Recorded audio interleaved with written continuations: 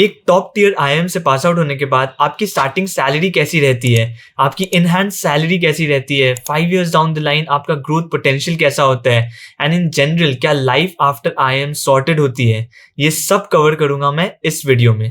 तो life after IIMs में मैं दो एक्सट्रीम सुनता हूँ। First is life after IIM is totally sorted. You don't even have to think about anything else after graduating from IIM. And एक और side है जो अभी नया ट्रेंड है, that you are spending 25 lakhs on your MBA and still आपकी placement इतनी की लगती है। उससे तो अच्छा ये कोर्सेज कर लो और फ्रीलांसिंग कर लो, आप MBA ग्रेड से ज़्यादा अर्न कर लोगे। So what's the point of doing MBA? So reality obviously इन दोनों के बीच में है। And to prove that, I will take you through the profile of a consultant कि कोई स्टूडेंट अगर कंसल्टिंग में प्लेस होता है तो उसकी स्टार्टिंग सैलरी कैसी रहेगी, उसकी ग्रोथ आफ्टर 5 years कैसी रहेगी।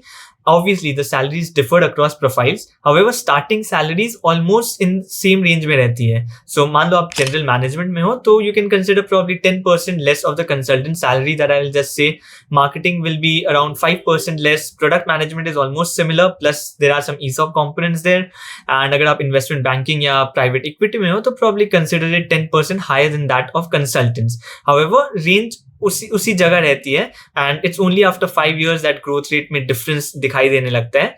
But at the end of this video I am pretty sure that you will have a clear idea कि अगर आप एक टॉप टियर आईआईएम से ग्रेजुएट होते हो तो आपका अर्निंग पोटेंशियल कैसा रहेगा। तो अब स्ट्रेट टू द पॉइंट आते हैं एंड नंबर्स में बात करते हैं जिसका आप एक्चुअली वेट कर रहे हो। So if there is student who has joined consulting straight out of IIM Ahmedabad, उसकी सीटीसी होगी in the range of 32 to 35 lakh. And ये सीटीसी है 32 to 35, इसमें से फिक्स कंपोनेंट होगा around 25 to 28, 10 to 15% variable on top of the fix component, and around 2 to 4 lakh joining bonus होगा। And ये जो 25 to 28 है ये फिक्स कंपोनेंट है, हाउएवर आपकी इन हैंड कंपोनेंट इससे कम होने वाली है after the tax deductions and everything. And tax deductions आपके इन्वेस्टमेंट्स, ईएमआई एटसेट्रा में डिपेंड करेंगे। However, you can expect कि आपकी in-hand salary in the range of 1.4 to 1.8 lakh रहेगी as a fresh graduate. However, ये तो हो गया आपके इनकम की बात। इसके बाद EMIs हैं एंड काफी एक्सपेंसेस हैं। सो देखते हैं कि IIM ग्रेड्स के एक्सपेंसेस क्या रहते हैं, so that you can understand the quality of life that a fresh IIM graduate can lead. तो मान लो आप अर्न करते हो 1.5 lakh per month in hand salary. So इसमें से सबसे पहले डिडक्ट हो जाएगा आपका EMI which you are taken for the education loan. So वो EMI almost I have seen people paying off 50-60,000 per month. So remove 50,000, so you are left with 1 lakh rupees per month. And इस 1 lakh rupees per month में सबसे पहले essentials consider करते हैं।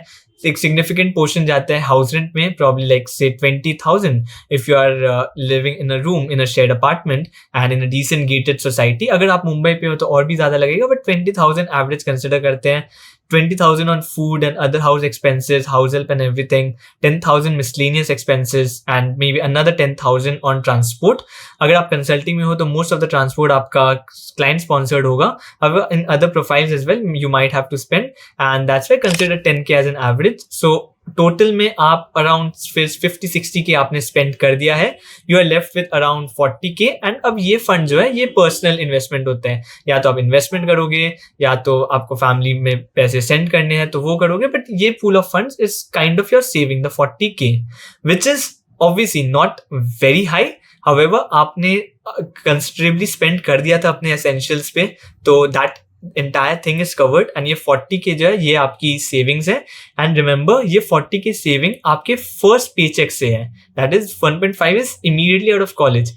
Every year आपकी EMI decrease होती रहेगी and every year आपकी सैलरी इंक्रीज होगी। सो अगर बात करें सैलरी इंक्रीज का, तो फर्स्ट 5 years आफ्टर MBA वो काफी सिग्निफिकेंट होती है। A lot of people switch after the first 2 years in their first job. And अगर आप जनरल स्विच का ट्रेंड लो तो 30% हाइक अप्रॉक्स मिल जाती है। Even if you were at 30 lakh तो 30% हाइक के बाद it will be 39-40 lakh itself. And अगर आप हाइक छोड़ भी दो, like without the switch as well, if you are staying in the same company, then also अगर आप tier 1 कंसल्टिंग फर्म में हो say McKinsey, you will become an engagement manager probably after 5 years। And आपकी salary around 60 to 80 lakh base component हो सकती है, उतना ही वेरिएबल होता है। So your earning potential can even go up to 1 crore। And for other consulting firms and even for some other roles as well, आप 60% of the tier 1 consulting expect कर सकते हो। सो 60-70 अर्निंग पोटेंशियल अदर रोल्स में भी रहती है। And that is where the people who say MBA is not worth it trick you। वो ROI calculation के लिए आपकी एंट्री लेवल सैलरी को कंसिडर करते हैं, which is not the right metric। अगर कोई ROI कैलकुलेशन करना है तो आपको लाइफ टाइम अर्निंग कैलकुलेशन करनी चाहिए। And after 5 years, it will be 60 to 70 lakhs. So you have to consider that amount as well.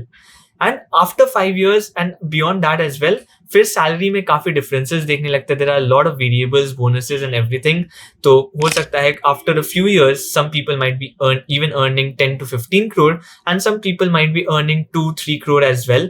So उसके बाद काफी वेरिएशन होती है. However, मुझे लगता है होपफुली आपको ये क्लियर हो गया होगा कि एक general trajectory and earning potential IMA grade का कैसा दिखता है after a few years.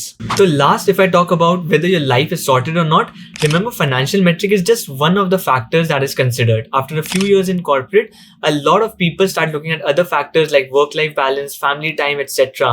And those things are also to be considered when you think about whether your life is sorted or not.